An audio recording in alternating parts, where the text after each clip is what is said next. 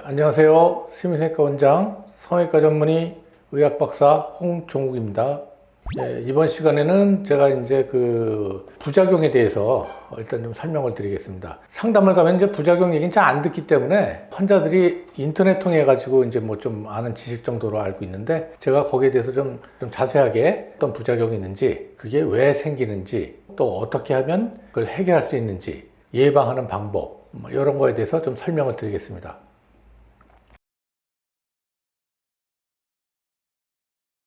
그러면 이제 부작용은 절개선 따라 생기는, 가장 흔하죠. 흉터가 생기는 거. 두 번째로 칼기 변형. 세 번째로 구렛나루가 소실되는 거. 네 번째로 얼굴이 울퉁불퉁해지는 그런 현상이 일어날 수가 있고요.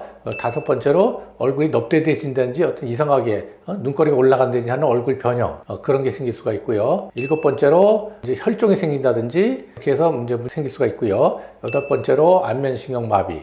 아홉 번째로 피판 괴사가 온다든지, 열 번째로 감각의 손실, 감각의 소실, 이런 것들이 올 수가 있습니다. 굉장히 많아요. 그 외에도 또 뭐 소소하게 또 얘기할 수가 있는데, 일단은 일단 거기에 대해서만 좀 설명 오늘 드리겠습니다.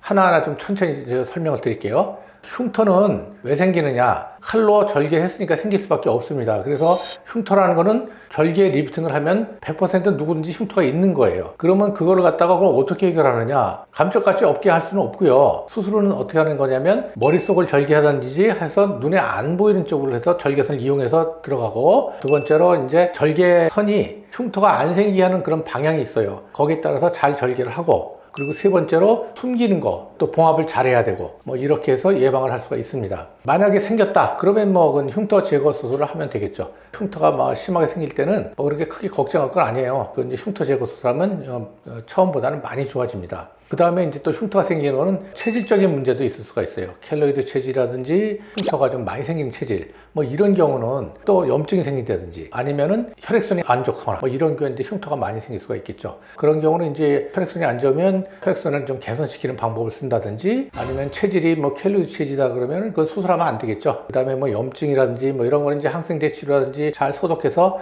예방을 할 수가 있습니다. 자, 그 다음에 우리가 또 흔히 보는 게 칼기 변형입니다. 칼기 변형. 칼기 변형은 최근에는 이제 생각보다 많이 없어졌어요. 이제 원장들이 어느 정도 거기에 대해서 인식을 하기 시작해가지고 덜 생기게 해주는 방향으로 수술을 하는데, 과거에는 좀 많았습니다. 이게 환자도 그렇고 의사도 그렇고 칼기가 생긴 거에 대해서 뭐 그렇게 크게 거기에 대해서 심각성을 잘 몰랐던 것 같아요. 그래서 어떤 환자 상담해보면 그냥 수술해서 칼기가 생겼는데도 그러려니 하고 넘어가, 그런 경우가 꽤 제가 봤습니다. 근데 사실 그것도 별로 좋지가 않죠. 그래서 당연히 리프팅을 해서 이렇게 당겨주고 스킨을 잘라주면 깃볼이 좀 내려가니까 칼기 되는 거 아니냐, 뭐 이렇게 생각할 수가 있는데, 그건 아니고요. 안 생기게 할 수 있는 방법도 있고 또 그렇게 해야 됩니다. 그러면 이제 어떻게 하면 예방을 하느냐, 거기에 대해서는 제가 이제 차후에 설명을 좀 드릴게요. 지금은 이제 예방적인 거는 일단 그림을 보면서 제가 좀 설명 드릴 겁니다. 그 다음에 세 번째로 구렛나루가 없어진다. 구렛나루가 이제 없어진 이유는 뭐냐? 머릿속으로 절개해가지고 많이 당기게 되면 상방향으로 당겨지기 때문에 옆에 있는 구렛나루가 자연히 저절로 그냥 올라가면서 없어지게 되는 거죠. 그래서 그것도 구렛나루가 없으면, 여자 같으면 그래도 좀 덜하지만 남자인 경우는 상당히 그게 보기 싫습니다. 그래서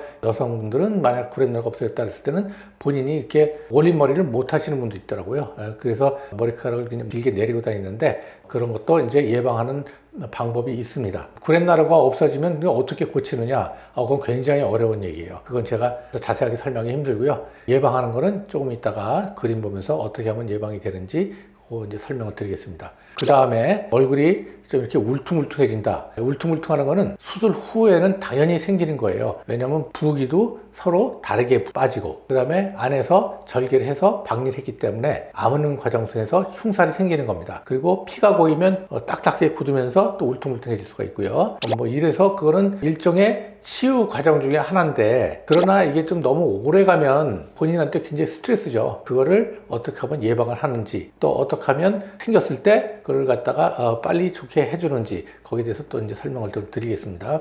자, 다음은 얼굴이 이렇게 변형이 오는 경우에요. 리프팅하는 방향에 따라서 눈꼬리가 올라가 보인다든지, 입이 찢어서 길어 보인다든지, 콧볼이 넓어 보인다든지 얼굴이 평평하게 이렇게 넙대대해 보이는 경우, 뭐 이런 경우가 있습니다. 이것도 과거에 좀 제법 흔하게 봤던 그런 부작용 중에 하나인데, 최근에는 이런 건 많이 없어졌어요. 이거는 뭐 성형외과 전문 병원에서 하면 거의 없다고 보시면 되는데, 수술할 때 예방을 할 수가 있습니다. 수술을 잘하면 괜찮아요. 그것도 이제 이따 설명드릴 거고, 그 다음에 이제 우리가 보면은 피가 고이는 경우가 있죠. 피종이 고여서 대부분 그걸 그래서 병원에서는 예방하기 위해서 안에다가 피호수를 수술 부위에 넣어서 한 2, 3일 있다 뺀다든지, 아니면 이제 그 음압을 걸어서 피통이라 그러죠. 우리가 그걸 해머박이라 그러는데 영어로 그걸 채워가지고 피를 제거하는 그런 장치를 하고서 한 2, 3일 있다가 또 제거하는 경우가 있습니다. 원장님에 따라서 또 압박 붕대를 해서 이렇게 또 눌러주는 경우도 있고요. 그래서 그거는 이제 병원마다 원장마다 조금씩 다른 방법을 써서 거기에 대한 예방을 하고 컨트롤을 하게 되겠죠. 그 다음에 이제 뭐 예를 들어서 뭐 안면신경마비가 온다. 안면신경마비는 그거는 이제 안면 거상술 하면은 뭐 제일 대표적으로 이제 부작용 중 하나라고 얘기하는데, 실제로는 지금 그 성형외과 전문 병원에서 수술하시면요, 안면신경마비는 거의 없다 보시면 돼요. 이거는 기본적인 해박적인 지식이 없는 경우에 이제 그런 경우 올 수가 있죠. 대부분은 없다고 보시면 되고요. 그러나 가끔 올 수가 있는데 그건 어떤 경우냐? 그건 이제 스마스층을 방해할 때 좀 약간 그런 리스크가 있습니다. 스마스 방리를 하면. 그래서 이제 스마스 리프팅 할 때는 굉장히 전문적인 지식을 가지고 다뤄야 된다. 그 다음에 뭐 피판괴사라는 거는 피가 안 통해서 우리가 생기는 거니까 혈액순환을 좋게 해주고, 수술 방리를 할 때 피부를 잘 좋게 방리를 해서 피가 잘 통하게 해주고, 뭐 이렇게 해서 이제 예방을 할 수가 있겠죠. 그러나 부분적으로 조금씩 괴사가 올 수는 있어요.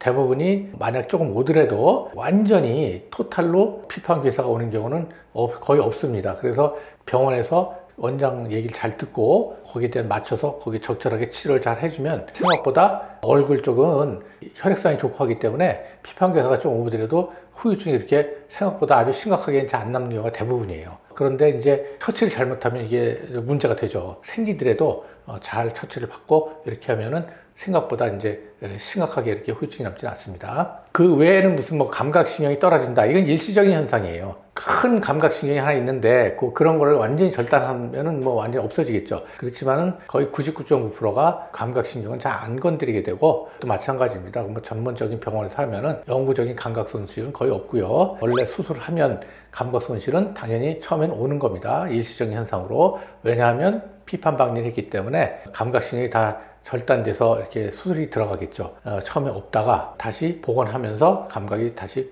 말초신경이 자라 들어오니까 복원이 되겠습니다.